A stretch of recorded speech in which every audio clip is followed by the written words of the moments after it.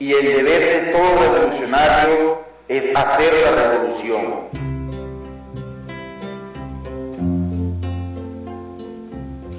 Tengo especial afecto por este libro, porque es la primera edición de mi biografía de Camilo. Yo, joven, fui sacerdote católico y vine a Sudamérica primero como sacerdote en el Vaticano, en el servicio diplomático de la Santa Sede, y decidí que quería ser un misionero y me mandaron a una misión en Lima, en el Perú. Y en todas mis andanzas conocí a colombianos y por una suerte terminé en Colombia trabajando con un grupo de sacerdotes a fines de los 60 que estaban a su turno, estábamos trabajando con un grupo de marxistas en un proceso de cambio radical, de revolución. Y en medio de todo eso tuve una propuesta de escribir la biografía de Camilo. Camilo aquí fue un chispazo, digamos, en los años 60, que después pasó, digamos, a la historia. Pero para sorpresa de muchos colombianos, Camilo fue un personaje mundial. A raíz de su muerte y de las circunstancias de su muerte especialmente, de morir en combate como un mártir, como un héroe, luchando casi desarmado, con un grupo de idealistas contra todo un sistema, contra la oligarquía dominante de su país, fue una cosa muy romántica. Y hay que recordar que eso fue año y medio antes de la aventura del Che Guevara en Bolivia. Camilo en ese sentido fue un pionero y también fue como especie del Che Guevara católico, no solamente para algunos izquierdosos de Colombia, sino para mucha gente en el mundo entero en ese momento. Cuando el ruido del tambor no deje de escuchar el llanto del pobre, cuando los que no tienen pan ya gritando están, mi Dios se lo cobre cuando salgamos de pobre. Camilo nació en Bogotá, era muy bogotano Camilo, su manera de ser.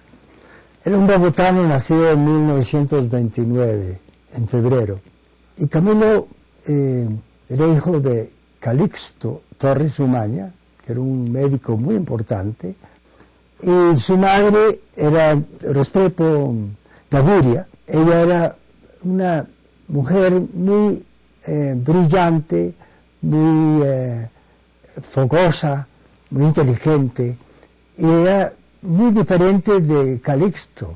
Camilo entonces era de esa familia, estudió en un colegio laico, pues tenía religión católica, tenía capellán, tenía educación católica, digo. Fue a estudiar como joven en la Universidad Nacional, estudiante de Derecho, compañero de estudios casualmente de García Márquez. Gabriel García Márquez lo recordaba y tenía amistad con él toda la vida como su condiscípulo en la universidad. Pero de pronto le entró a Camilo una ansiedad como mística, como religiosa, bajo la influencia de dos sacerdotes dominicos que venían de la posguerra de Francia con ideas teológicas, ideas del cristianismo más comprometido, un cristianismo renovado, digamos, que era muy típico de la iglesia francesa después de la experiencia de la guerra, ¿no? Y Camilo decidió, contra la voluntad de sus padres, meterse en el convento de los dominicos, en el campo, en Chiquinquirá. Finalmente sus padres aceptaron que se metiera al seminario mayor de la arquidiócesis de Bogotá. Entonces Camilo se dedicó durante sus muchos años de filosofía y de teología en el seminario a ser un estudiante modelo. No era un estudiante rebelde, tenía mucho interés en lo social y empezó a estudiar las encíclicas sociales de los papas y mostró especial interés por ese lado, tanto que finalmente recién ordenado sacerdote, el cardenal de Bogotá lo mandó a terminar sus estudios y sacar un doctorado en Ciencias Sociales en la muy católica Universidad de Lovaina, en Bélgica.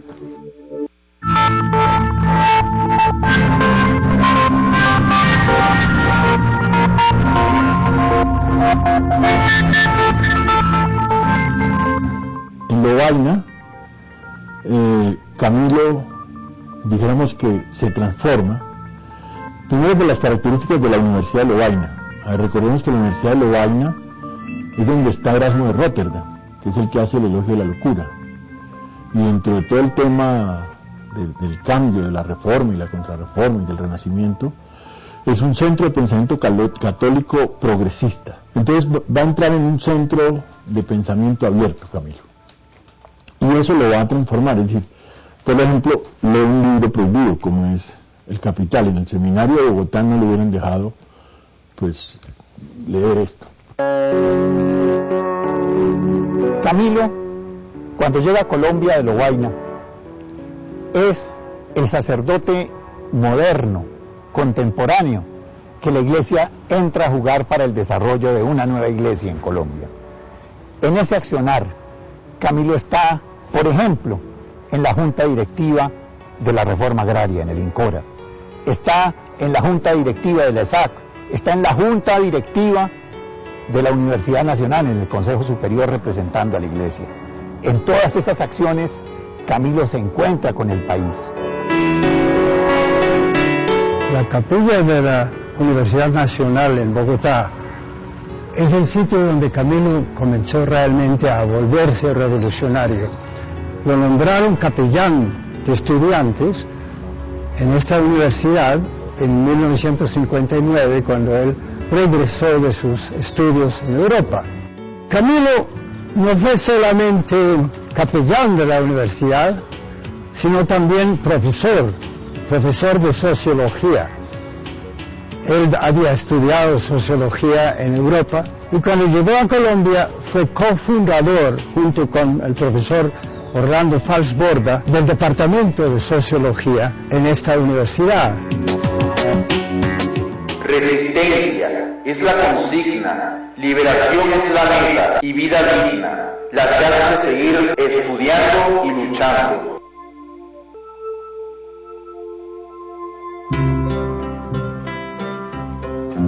Falsborda, de manera coloquial, nos contaba cómo él y Camilo se fueron en la fila de los que aspiraban a estudiar economía y les decían estudie sociología, casi que literalmente le roban la economía a los estudiantes. Entonces entran en una escuela que es signada fundamentalmente por la relación con el mundo de la vida, si se quiere decir, con trabajos de campo, y los estudiantes estaban muy en ese ámbito de los problemas de la sociedad en sectores populares urbanos o en sectores marginados y en sectores rurales.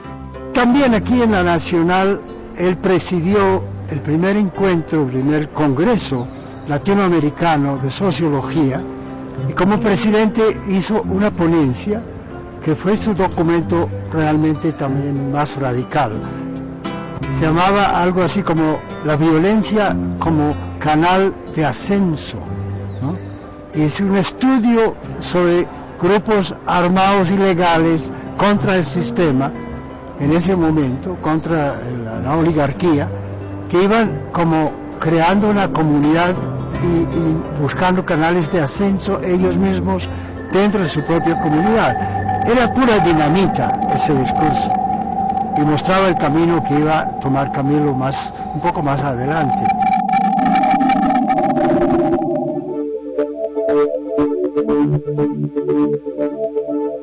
Él tuvo un conflicto muy abierto con el cardenal Luis Concha y de ese conflicto quedan las cartas que se cruzaron entre ellos. Es comprensible por parte del cardenal que él en su mente no cupiera la idea de un sacerdote tan comprometido con los asuntos sociales como lo estaba haciendo Camilo.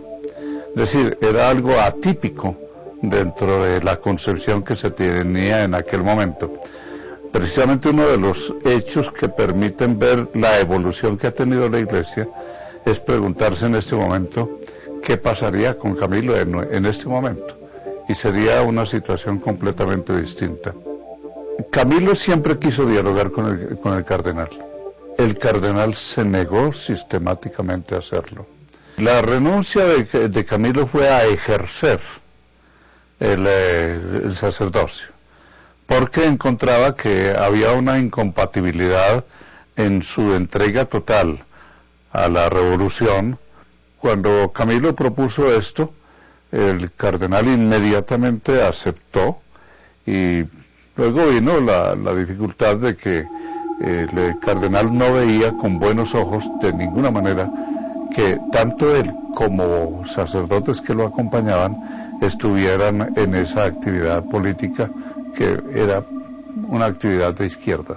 Ese hecho, Camilo lo denuncia en el momento. Entonces, cuando lo denuncia, pues obviamente, ¿quién era el que podía hacerle bulla a eso? El sector estudiantil.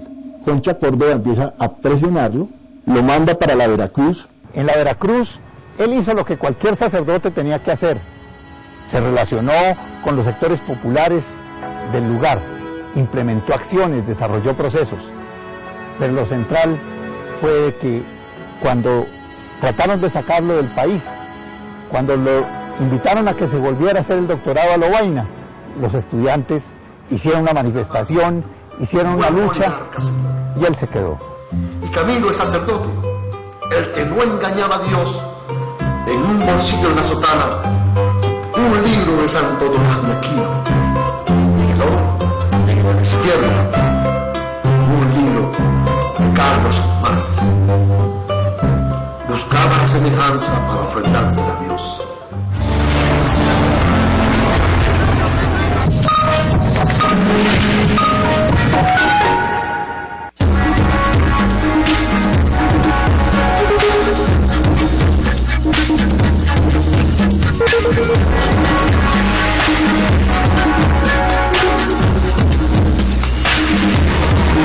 Temas cruciales. Los sindicatos, Narcotráfico, las revueltas en el Oriente Medio, el tema energético, la primera gran victoria sobre el imperialismo, crisis climática, crisis alimenticias y crisis política. Moderadores con interrogantes puntuales. ¿Qué significaría para América Latina no conocer su historia? ¿Qué significado le encuentras a estas revelaciones? ¿Hasta qué punto también ustedes integrándose? ¿Por qué tiene tanto peso el tema económico? ¿Cuánto de cierto hay? Cómo salvar todo lo que hemos conquistado. Expositores con opiniones diversas y plurales. Unidad frente al imperio. Revoluciones sentido del momento histórico. América Latina debe marcar el nacimiento de una nueva arquitectura desde el sur. Y un espectador al que se da cita cada martes y jueves en la Mesa Redonda Internacional, solo por Telesur. Ocurre algo, la realidad. Historias que solo nuestra pantalla transmite. Testimonios que levantan su voz para salir a la luz. Hoy estoy acá, 26 años después, para preguntarles a los responsables de esta barbarie. Fui durante 30 años una persona desaparecida. La existencia de un plan, el primer plan que se conoce, que es el plan Baile Rojo. ¿Cuál fue el motivo de la muerte de mi hermano? Barbaridades que a veces son difíciles de recordar. Documentales Telesur, el espacio para plasmar historias con elementos de la realidad, solo por Telesur.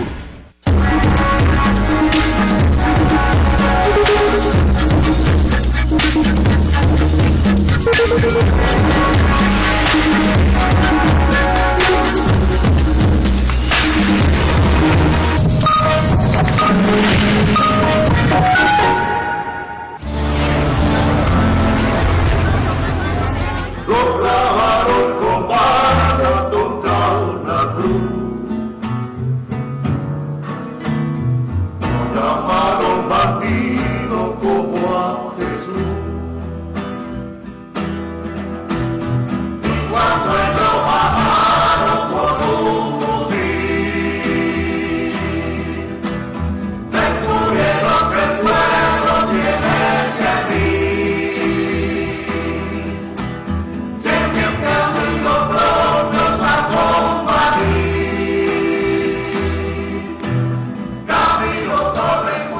Las circunstancias políticas en que comienza a moverse Camilo, comienzan a ser cada día más enrarecedoras para él desde el punto de vista de su seguridad. Camilo asume una actitud mucho más activa, más trabajadora, más comprometida. Ya comienza a surgir el verdadero hombre político.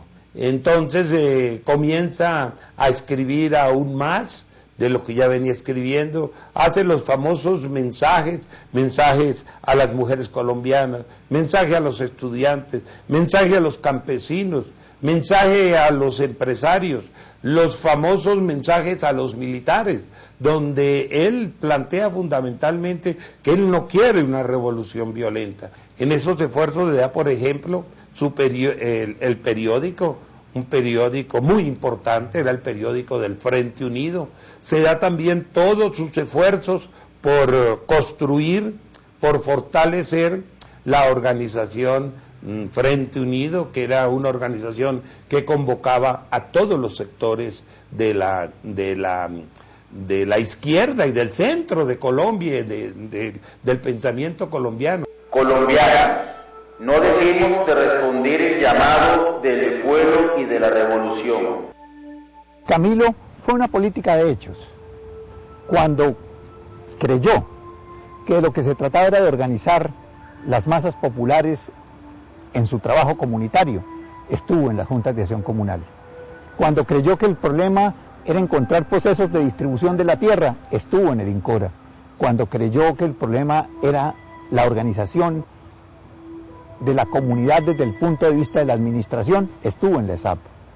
Es decir, él fue agotando todos los procesos a través de los hechos, y cuando en todos esos procesos no pudo encontrar una salida, optó por la acción armada. Camilo, con Jaime Arenas Reyes, con Víctor Medina Morón, ellos ya han constituido en Santander la primera presencia pública del Ejército de Liberación Nacional al tomarse militarmente a la población santanderiana de Simacota.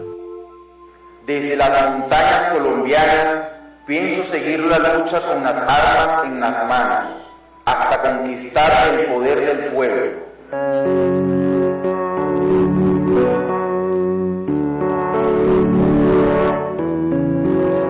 La figura de Camilo Toledo es una figura ciertamente continental, es muy importante. Pienso que él accede o llega al Ejército de Liberación Nacional porque la plataforma del Ejército de Liberación Nacional era muy amplia, muy democrática, muy revolucionaria, no era ortodoxa en el sentido de los partidos comunistas tradicionales. Entonces era un hombre muy inquieto, un hombre que quería también hacer su revolución desde una óptica religiosa, porque él era cristiano, obviamente era un cura. Entonces encuentra que hay unas coincidencias muy marcadas entre lo que él piensa. Él tiene una plataforma de lucha que la expone en el pueblo, en las plazas públicas, y ve que hay una gran similitud o analogía entre esa plataforma suya y la que ilustra también o la que inspira el nacimiento del Ejército de Liberación Nacional. Como Camilo era un hombre tan profundamente generoso, él comienza a tener una excelente relación con los campesinos, a quererlos, a enseñarles, a ayudarles, y los campesinos también comienzan a enseñarle mucho de lo que es la vida de la guerrilla, la vida campesina. Entonces Camilo se va todos los días comprometiendo más y más, y él comienza a darse cuenta que él tiene una formación intelectual muy profunda. Entonces Camilo comienza a decir que no es lógico que a él jóvenes campesinos lo cuiden, lo lleven, lo traigan, porque no es correcto. Si él es realmente un jefe de la nueva propuesta de transformación nacional, él tiene que también correr los riesgos que significa esa opción. Entonces no era lógico que él convocara a otros a la lucha y a la muerte, ¿no? Y él no ir a esa lucha y a la muerte. Entonces fue cuando se planteó lo que se llamó la famosa emboscada de Patio Cemento, donde por primera vez iba a participar Camilo. Ahí se dan unas discusiones porque habían sectores del grupo guerrillero que no consideraban que Camilo no debía ir. Había otros que consideraban que Camilo debía ir porque era, pudiéramos decir, como el bautismo, ¿no? Para poder ganar esa autonomía, ¿no?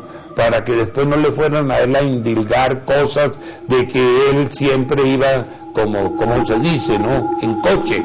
No, que él se había ganado también sus galones en esa lucha revolucionaria. Entonces, el destacamento guerrillero era muy pequeño y era muy débil, y se decidió entonces ir a esa emboscada donde dolorosamente Camilo pierde la vida. Donde cayó Camilo nació una luz, trono de madera. Cuando yo me enteré de la desaparición de Camilo, fue un golpe demasiado duro, porque no podía creerlo. En ese momento para mí era imposible pensar de que eso fuera una realidad. Y salió ahí en el periódico, y claro que uno pues pensaba que era alguna noticia que no era, digamos, verdadera. La personalidad de Camilo era extraordinaria, era un hombre bastante convincente, y es decir, pues todas las personas que lo oían pues se encantaban y le seguían pues con todas las propuestas que él hacía en las diferentes charlas que él hacía. Camilo era una figura muy destacada y estaba por todo el país, recorriendo por todo el país, llevando un mensaje de amor, un mensaje de revolución, un mensaje de cambio que fue muy bien acogido. Camilo vive hoy, viven todos los cristianos que se comprometen con el ser humano para mejorar sus condiciones de vida. Vive con todo el que se compromete con los pobres. El cristianismo es amor, no es más que amor, y amor que se compromete hasta la muerte. Camilo se comprometió hasta la muerte, y por eso cambió el cristianismo en el mundo. Las oportunidades de un modelo de desarrollo político, económico, que realmente llegue e irrigue los sectores más deprimidos de la sociedad colombiana, es el gran mensaje de Camilo, y está allí abierto y nos sigue comprometiendo a todos y a todas las y los colombianos de buena fe. Y hablando de Camilo hoy, es muy difícil ponderar exactamente y evaluar su legado. Lo que sí es cierto que su figura permanece como una imagen, como una cosa casi sagrada, ¿no?, en el imaginario colectivo, una conciencia de que el mensaje de Camilo, que era tan radical y tan airado y tan indignado, ¿no?, es una indignación, y esa indignación es lo que está sintiendo la gente nuevamente, ¿no? Y creo que eso es donde se identifican con Camilo, sobre todo los jóvenes. Camilo Torres Restrepo sigue vivo porque está vivo en las marchas y en las movilizaciones cuando lo arengan, cuando se pintan en las universidades y cuando las organizaciones reivindican su nombre por medio de la práctica, porque su vigencia política, científica y guerrillera sigue viva construyendo liberación nacional en Latinoamérica. Camilo sigue vivo en el corazón de nosotros, los cristianos y los revolucionarios, porque encontramos en él y con sus ideas un punto de confluencia. Sigue vivo porque nosotros somos la semilla en la cual hemos seguido el ejemplo camilista para luchar por nuestra Latinoamérica. Camilo Torres Restrepo sigue vivo porque definitivamente las estructuras sociales desiguales no se han transformado y sigue habiendo desigualdad en cada uno de nuestros lugares de origen. Lo mataron cuando iba por un fusil.